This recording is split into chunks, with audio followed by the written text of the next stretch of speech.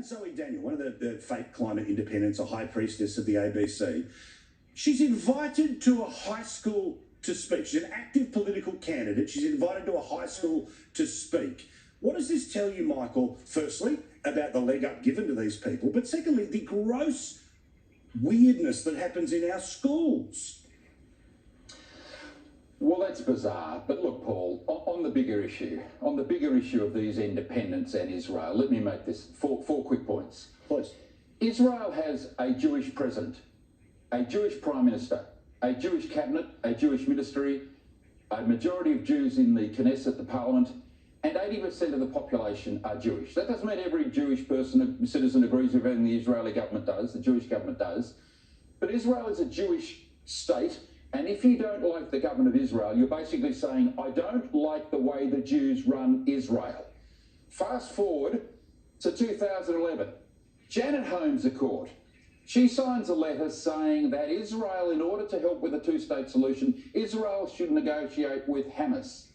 2017, Janet Holmes Accord says Benjamin Netanyahu, the Jewish Prime Minister of Israel, should not be allowed to visit, shouldn't come here to Australia. And we see Zoe Daniel's disgusting comments, staff members of other independents, particularly Allegra Spender, saying shocking things about the Holocaust, Hitler.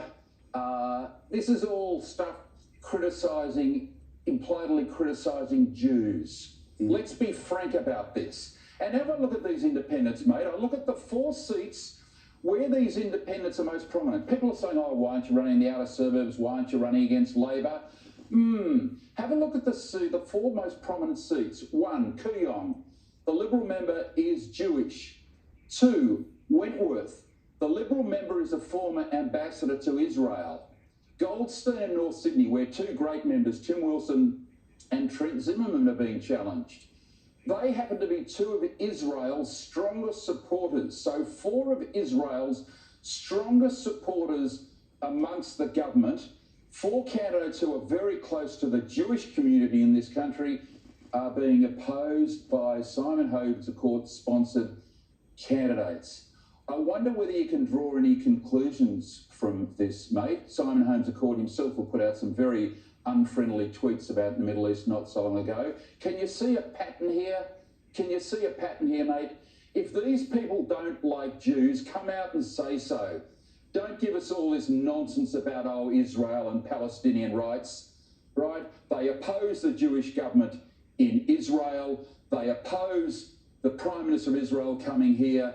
They make awful comments about Jews in Israel.